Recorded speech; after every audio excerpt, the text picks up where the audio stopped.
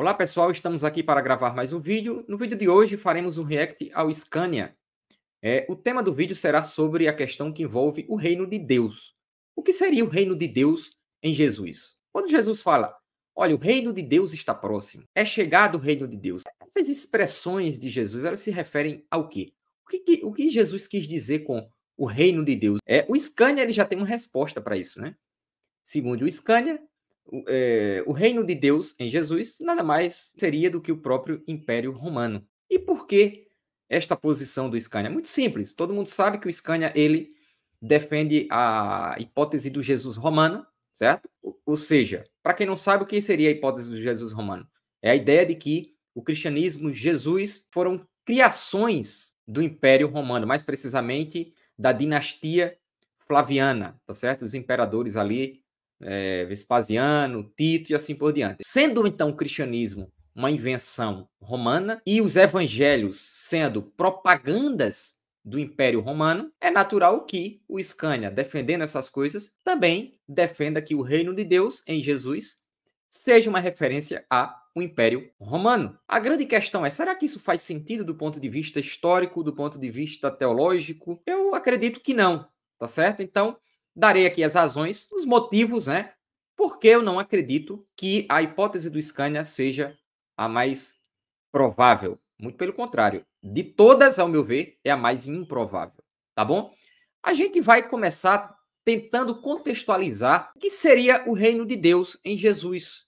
Eu vou trazer aqui a minha visão, tá certo? Tentar contextualizar e na medida que o vídeo for aí avançando, eu vou trazendo aqui algumas referências históricas, algumas citações para fundamentar a minha perspectiva, tá? Em primeiro lugar, quando a gente fala de reino de Deus em Jesus, a gente precisa entender que levou Jesus a falar de forma considerável sobre o reino de Deus.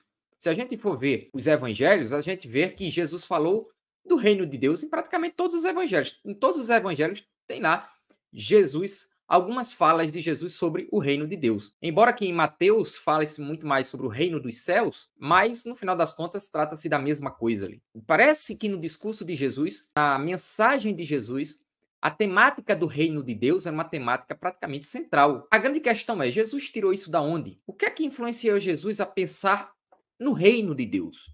Certo? Será que ele tirou isso do nada? Será que ele trouxe uma mensagem sobre o reino de Deus para os judeus que estavam ali sem uma perspectiva contextual, sem um pano de fundo histórico por trás? Ora, obviamente que não. Porque se a gente retrocede para a literatura judaica, a gente vê que uma ideia de reino de Deus já está presente ali. E quando eu falo de literatura judaica, não estou falando só dos textos do Antigo Testamento, tá? Eu estou falando da literatura de Qumran e de outros textos para além do Antigo Testamento, tá certo? Então, a perspectiva de um reino de Deus, ela está muito presente dentro da literatura judaica. Embora o James Dunn ele nos alerte afirmando que o termo reino de Deus não seja muito usado na literatura judaica, o conceito está presente. E para fortalecer isso, poderíamos pegar inúmeras referências, tá certo? Por exemplo, a gente vê 1 Crônicas, capítulo 28, versículo 5, o texto falando sobre o reino do Senhor ou de Javé. 2 Crônicas 13, 8 também. 1 Crônicas, capítulo 17, fala o meu reino, aqui o próprio Deus falando, né? É o seu reino, aqui o salmista fazendo uma referência ao reino do Senhor ou de Deus, isso aqui em Salmos 103. Daniel 4, 34 também traz isso. Cara, e vários outros textos, tanto presente no Antigo Testamento, como para além do Antigo Testamento, tá certo? Todas essas referências trazendo, de algum modo, o conceito de reino de Deus, que nasce justamente da concepção que se tinha de Javé como o soberano, o criador dos céus e da terra, daquele que é o rei e senhor absoluto. Tá certo? Então, essa perspectiva de reino de Deus nasce da perspectiva que se tinha do próprio Javé, como Senhor e Rei soberano sobre todas as coisas. Então, esse conceito está presente na literatura. Um conceito do reino de Deus, do reino de Javé, está presente na literatura judaica. Tá certo? Portanto, não é estranho, né, a gente entender o motivo de Jesus ter falado tanto sobre o reino de Deus, na medida em que a gente entende que Jesus nasceu num contexto judaico. Então, Jesus ele não traz ali uma coisa que está muito distante dos judeus. Mesmo que eu diga que Jesus traz uma interpretação diferente para aquilo que se conhece como reino de Deus, a ideia de um reino de Deus está presente na literatura judaica, tá certo? E deve ser entendida a partir desse contexto. E aqui é preciso sempre salientar que os autores, eles pensam no reino de Deus ou interpretam o reino de Deus de forma distinta. E note que essa ideia de reino de Deus, presente no judaísmo, ela está em conexão com os movimentos messiânicos, que eram muito presentes na época de Jesus. Existia uma expectativa muito grande entre os israelitas, entre os judeus, da restauração da casa de Israel, quando se considera, por exemplo, a situação dos judeus naquele contexto. Ora, vamos falar aqui principalmente do século I, já que a gente está falando de Jesus. Obviamente, todo mundo sabe que os judeus estavam ali debaixo da autoridade de Roma, sendo subjugados pelos romanos. Então, existia uma expectativa dos judeus de que Deus enviaria um Messias para libertar o seu povo dessa situação, dessa condição. E eles fundamentavam essa expectativa na literatura, presente ali no Antigo Testamento, em Daniel, em outros personagens, outros profetas e assim por diante. Então, a perspectiva messiânica está muito relacionada ao reino de Deus, no sentido de que o Messias ungido de Deus restauraria novamente o reino da casa de Israel e libertaria o povo ali das mãos do Império Romano, né? Já que a gente está falando aqui principalmente no contexto do século I, tá? E tem um autor que escreve sobre a história dos judeus nos tempos de Jesus, que inclusive eu apresentei em outras lives, que é este livro aqui, ó, de Emil Schuher. Eu não sei se a pronúncia está certa, mas este livro, esse autor, ele é muito conceituado, certo? É uma autoridade no assunto. Eu não estou falando de palpiteira aqui, eu estou falando de um grande estudioso. Inclusive, essa obra aqui ela foi revisada por nada mais, nada menos que o Gesa Vermes, outra grande autoridade nesses assuntos, nesses temas, tá? E na página 631, este autor ele fala o seguinte, ó, a esperança de um futuro melhor já era um dos elementos básicos da consciência religiosa dos profetas do Antigo Testamento. Note que essa expectativa por dias melhores no judaísmo já estava muito presente antes mesmo do que no século I, né? Essa esperança e tudo mais. Você vê isso sendo falado no Antigo Testamento. É isso que o autor está querendo dizer aqui. O povo nunca perdeu completamente essa mesma esperança, embora às vezes ela não se manifestasse com tanto vigor como depois da revolta dos Macabeus. Com o passar do tempo, porém, essa esperança sofreu muitas mudanças. E aqui ele vai descrevendo as mudanças e tudo mais, mas não é do nosso interesse isso aqui. O nosso interesse é mostrar que existia uma esperança, uma expectativa por dias melhores. Já no Antigo Testamento, que isso se fortalece na medida em que o tempo passa, ou em alguns outros momentos essa esperança ela declina também, ela vai ali declinando, se fortalecendo de acordo com o contexto. Mas o ponto aqui é que existia essa esperança. E o movimento messiânico fazia parte desta perspectiva, porque havia a crença de que Deus enviaria um ungido para libertar os judeus e estabelecer novamente o reino de Deus. E note que essa perspectiva de um reino de Deus e de dias melhores, né, e da restauração do reino de Deus, era predita já no Antigo Testamento, e o autor aqui, Emil Schuher, ele vai falar sobre isso na página 679, falando o seguinte: a verdade é que já no Antigo Testamento está profetizado que as nações gentias também reconhecerão o Deus de Israel como o juiz supremo. E ele vai citar as referências, Isaías 2, né, Miqueias, né, e se converterão a ele, e consequentemente serão admitidas na teocracia. Aqui ele usa como base Isaías 55, 56, Jeremias 12, Zacarias 2 e 15, certo? E assim por diante. Ao ponto em que o Deus de Israel será o rei em toda a terra. Então essa ideia de um Deus, Javé, governante, soberano e que reina sobre todos, está completamente alicerçada na literatura judaica. Então, Jesus, de algum modo, se inspira nesta literatura para buscar, para falar sobre o reino de Deus. Obviamente, existem muitas discussões, como eu falei já, né?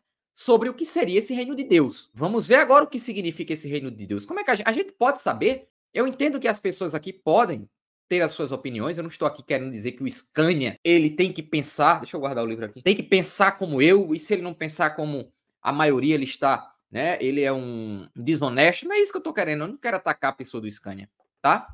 Não é isso que eu estou falando.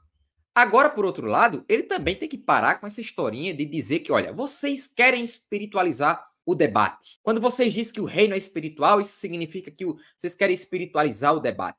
Eu não sei se eles disse isso, né? Mas eu já vi uma galera ali próxima à Multiversal, alguns indivíduos que amam a Multiversal, falando nesses termos, usando esses termos. Ah, você quer espiritualizar o debate quando você diz que o reino de Deus é espiritual. Uma coisa não tem nada a ver com a outra. Quando eu digo que o reino de Deus ele parte de uma perspectiva muito mais espiritual do que política, porque na visão do Scania é política, porque ele diz que o reino de Deus é Roma. Eu digo que não, o reino de Deus não tem nada a ver com o poder político temporal, mas tem uma perspectiva muito mais espiritual. Embora, de algum modo, essa perspectiva espiritual não anule a influência no contexto, na nossa realidade social, certo? Vou explicar isso já já. Mas não é correto, não é honesto, ao meu ver, falar que, olha, você não pode dizer que o reino de Deus é esse. Por que eu não posso? Vocês querem delimitar agora o debate? Dizer o que é que eu tenho que falar? Não, porque isso é coisa de religioso e você está sendo influenciado pela religião e não sei o quê. Você está querendo espiritualizar o debate? Não. Eu só estou querendo dizer como os discípulos enxergavam o reino de Deus. E eles enxergavam o reino de Deus como algo espiritual. Eu estou tentando fazer uma descrição daquilo que os discípulos achavam sobre aquilo que era o reino de Deus. Se você concorda com isso ou não, aí é um direito seu. Aí é com você. Eu não tenho nada a ver com isso. Tá? Mas vamos ver agora alguns textos no Novo Testamento que provam para a gente aqui que o reino de Deus, embora precise ser compreendido como algo que se expande, extensivo, ele é, de algum modo, em essência, espiritual.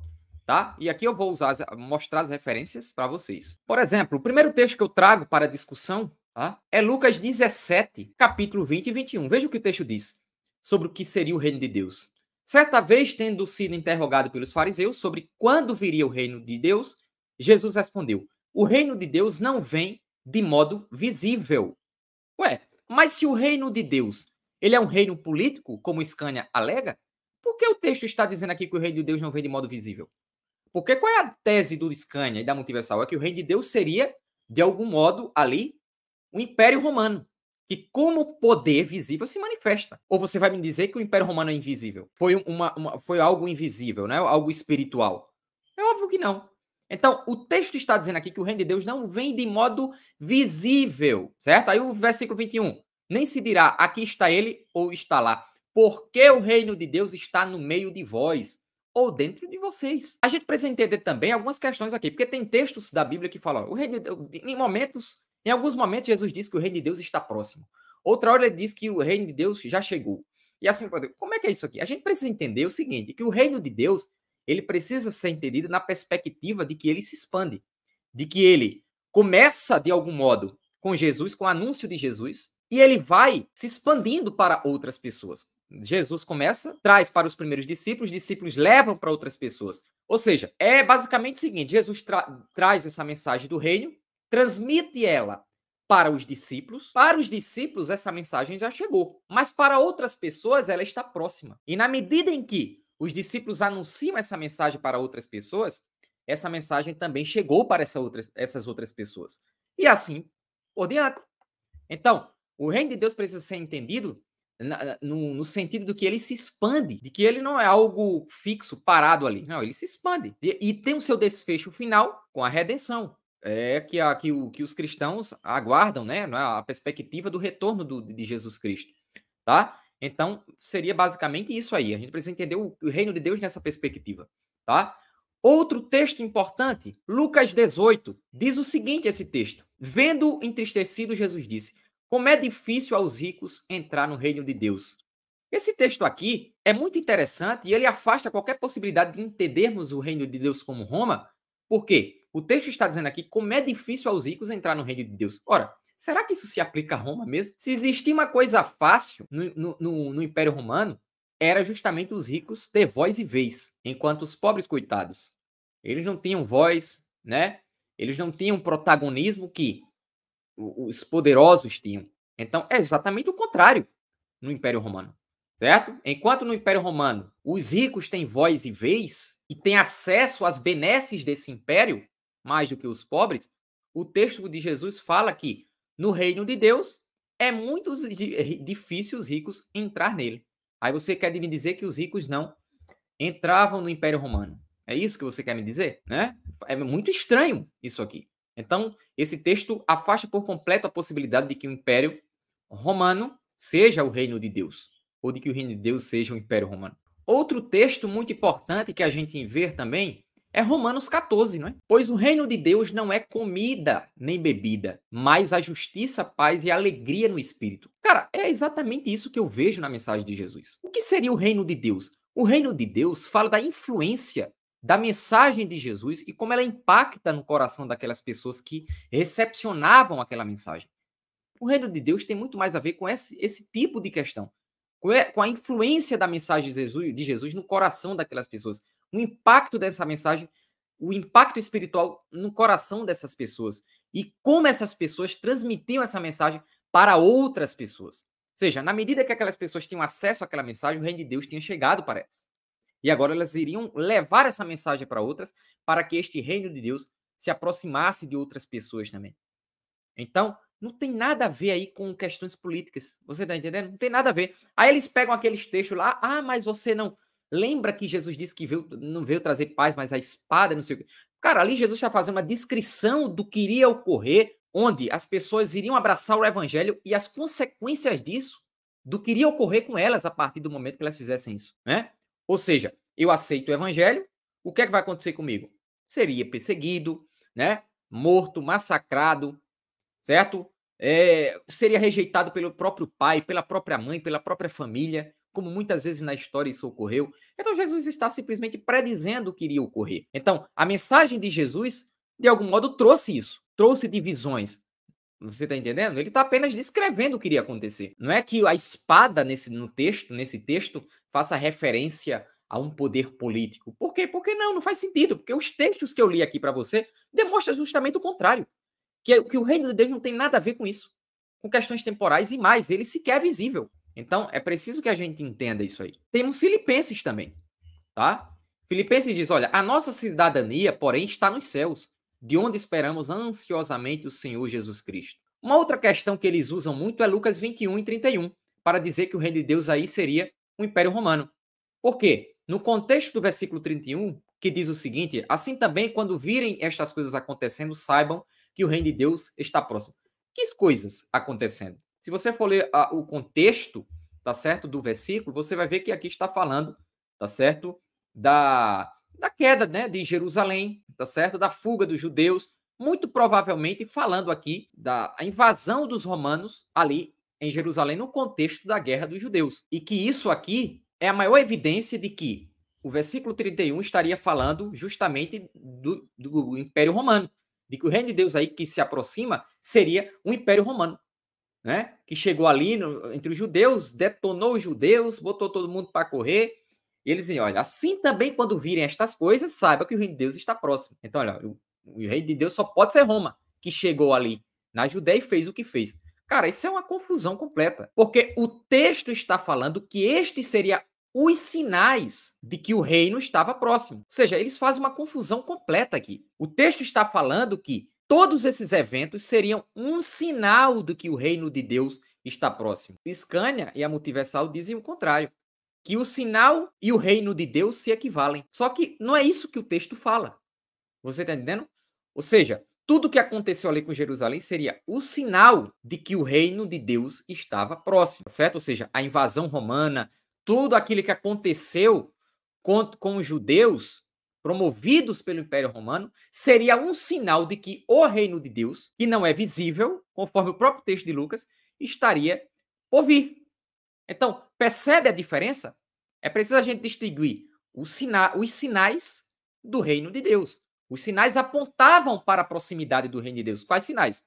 A invasão romana, certo? Na Judéia, a fuga dos judeus, tudo isso eram sinais de que o reino de Deus estava por vir. Mas não, eles confundem as coisas, misturam tudo. Faz uma salada, uma mistureba completa e desconsideram todos os textos que eu acabei de citar para vocês. Percebe?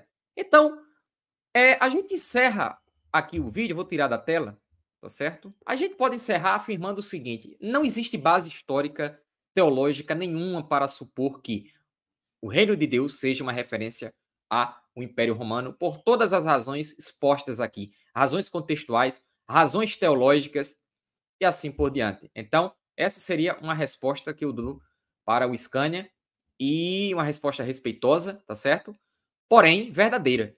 Eu não aqui não estou com mentira, com disse-me disse, trouxe bases, referências e se ele quiser responder o vídeo, que fique à vontade, tá bom?